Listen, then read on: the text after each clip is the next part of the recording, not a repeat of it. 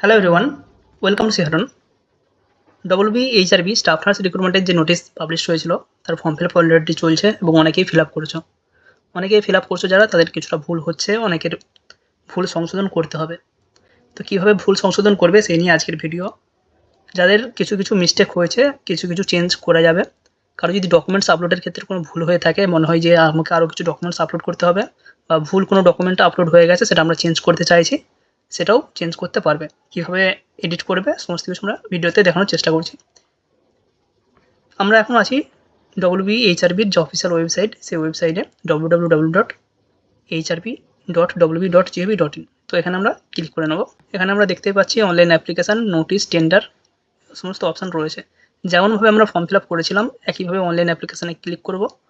অনলাইনে অ্যাপ্লিকেশানে ক্লিক করলে এখানে যেমন প্রথমে লগ ইনের অপশান ছিল, আবারও লগ ইনের অপশান এসেছে। তো এখানে আমরা আর রেজিস্ট্রেশন করব না, কারণ আমরা অলরেডি রেজিস্ট্রেশন করে ফিল আপ করে নিয়েছি। এখানে যে পোস্টের জন্য আমরা অ্যাপ্লিকেশান করেছিলাম সেই পোস্ট আমরা এখানে খুঁজে বের করব কোথায় আছে। জিএনএম বা বিএসসি, যার যেটা দিয়ে অ্যাপ্লিকেশান করেছিলে সেটা এখানে লগ ইন করবে। তো আমরা এখানে জিএনএম সিলেক্ট করলাম। এরপর এখানে আমাদেরকে মোবাইল নাম্বারটা চুজ করতে হবে।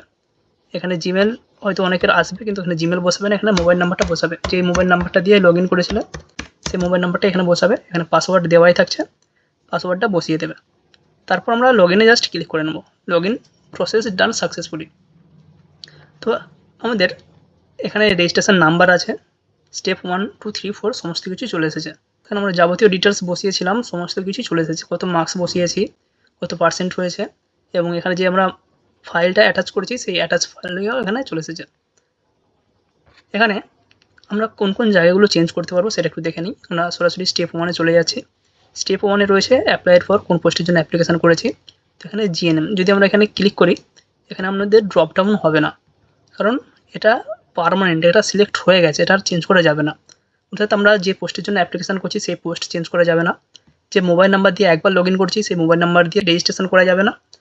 একটা নাম্বার দিয়ে একবারেই রেজিস্ট্রেশন করা যাবে। ভুল হলে কেউ যদি নতুনভাবে ফিল আপ করতে চাইছো, অবশ্যই নতুন ইমেল আইডি, নতুন মোবাইল নাম্বার দিয়ে নতুনভাবে ফিল আপ করতে পারো, বাট যেটা ইউজ হয়ে গেছে সেটা দিয়ে আর ইউজ করা যাবে না।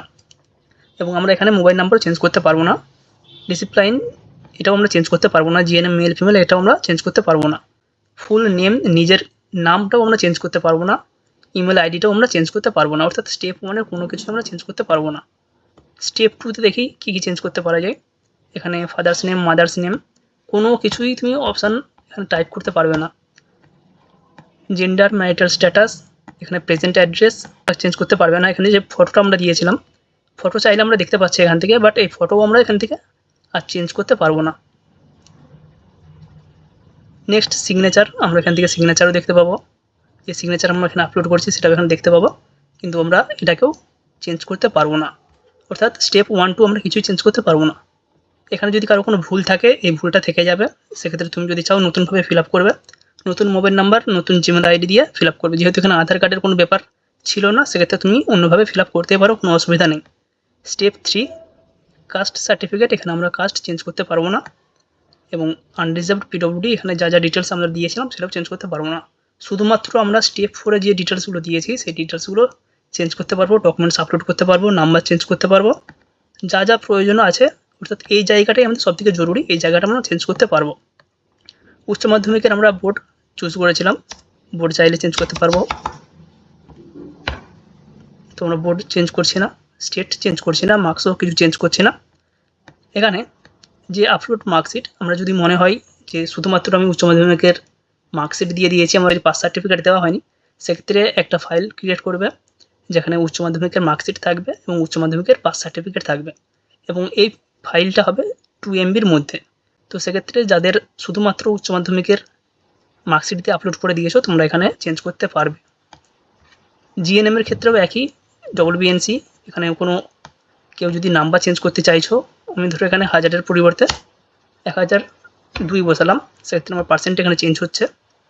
এবং এখানে আমি যে আমার মার্কশিট এবং পাস সার্টিফিকেট ছিল সেটা এখানে চেঞ্জ করতে পারবো। পাস সার্টিফিকেটের ক্ষেত্রে বলে রাখি ডিপ্লোমা যে সার্টিফিকেট সেটা দিলেই হবে, এটা আমরা চেঞ্জ করতে পারবো। এখানে যে কটা আমাদের পয়েন্ট রয়েছে প্রত্যেকটা পয়েন্ট, এবং এখানে যে সমস্ত জিনিসগুলো আপলোড করতে বলা হয়েছে প্রত্যেকটাই আপলোড করতে পারবো। যাদের 3 নম্বর পয়েন্ট নিয়ে সমস্যা ছিল, এখানে রেজিস্ট্রেশন সার্টিফিকেট নিয়ে যাদের সমস্যা ছিল, কারণ নোটিফিকেশানে একরকম কথা বলা হয়েছে এবং যখন আমরা ফর্ম ফিল আপ করছি সেখানে একরকমের কথা বলা হয়েছে। নোটিফিকেশানে শুধুমাত্র রেজিস্ট্রেশন সার্টিফিকেট আপলোডের কথা বলা হয়েছিল এবং ওখানে ক্লিয়ারলি উল্লেখ ছিল একটা সিঙ্গেল পিডিএফ বা জেপিএনজি যে কোনো একটা ফর্ম্যাট এখানে সাবমিট করার জন্য। কিন্তু ফর্ম ফিল আপের সময় আমরা প্রথমেই দেখতে পেয়েছিলাম অনেকটা নোটিফিকেশান দেওয়া ছিল যে ডব্লিউবিএনসি রেজিস্ট্রেশনের সঙ্গে মার্কশিট স্ক্যান করতে বা অ্যাড করতে, এবং তার পরের লাইনেই লেখা ছিল ডব্লিউবিএনসি রেজিস্ট্রেশন ছাড়া এটা ক্যান্সেল করে দেওয়া হবে। অর্থাৎ এখানে গুরুত্ব কিন্তু ডব্লিউবিএনসি রেজিস্ট্রেশনটাকেই দেওয়া হয়েছে। যদিও নোটিফিকেশানে যেহেতু বলা হয়েছে ডব্লিউবিএনসি রেজিস্ট্রেশনের সঙ্গে মার্কশিট অ্যাড করতে, তোমরা চাইলে অ্যাড করতে পারো এবং যেহেতু এটা লেটেস্ট আপডেট অ্যাড করা যেতে পারে। তো যাদের এখানে শুধুমাত্র ডব্লিউবিএনসি রেজিস্ট্রেশন দিয়ে দিয়েছো, তোমরা যদি চাও মনে হয় ডব্লিউবিএনসি রেজিস্ট্রেশনের সঙ্গে জিএনএম বা বিএসসি নার্সিংয়ের যে সমস্ত মার্কশিট রয়েছে সেগুলো অ্যাড করতে পারো, কোনো সমস্যা নেই। নেক্সট, যাদের ডিজায়ারেবল কোয়ালিফিকেশান রয়েছে তারা এখানে অ্যাড করে দিতে পারো, যদি কারো না থাকে স্কিপ করে সরে যাবে। নেক্সট রয়েছে experience certificate, experience in concern field, yes. তো ইয়েস করার জন্য আমাদের যে সমস্ত পয়েন্টগুলো এসেছে এখানটা আমাদেরকে আবার নতুনভাবে ফিল আপ করতে হবে। আমরা কিন্তু আগে এখানে এক্সপিরিয়েন্স দিয়ে সাবমিট করেছিলাম, বাট যখনই আমরা নতুনভাবে এডিট করতে যাব এই জায়গাটা আমাদের কিন্তু থাকবে না। এই জায়গাটা খেয়াল করবে, যদি নতুনভাবে কোনো ফর্ম এডিট করো এই যে এক্সপিরিয়েন্সের জায়গাটা ঠিকঠাকভাবে দেখে নেবে তোমার আগের ফিল আপ করা জিনিসটা আছে না নেই।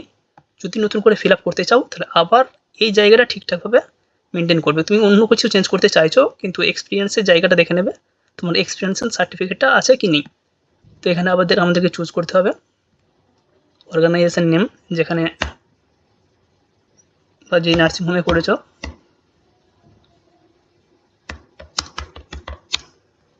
কত দিনের করেছো, 12 মান্থ বা 1 ইয়ার, 2 মান্থ, যার যেটা রয়েছে এখানে চুজ ফাইল করবে, চুজ ফাইল করে সিলেক্ট করবে।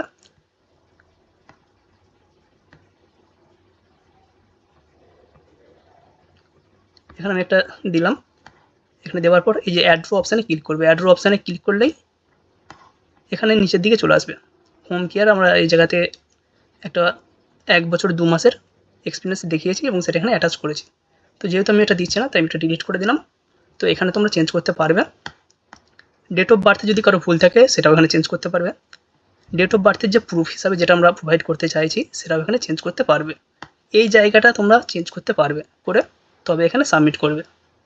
অর্থাৎ আমরা স্টেপ 1, স্টেপ 2, স্টেপ 3 কোনোভাবেই আর আপডেট করতে পারবো না, চেঞ্জ করতে পারবো না, এডিটও করতে পারবো না, রেক্টিফাইও কিছু করতে পারছি না। শুধুমাত্র স্টেপ 4 যে জায়গাটা রয়েছে সেই জায়গাটা আমরা ঠিকঠাকভাবে করতে পারবো।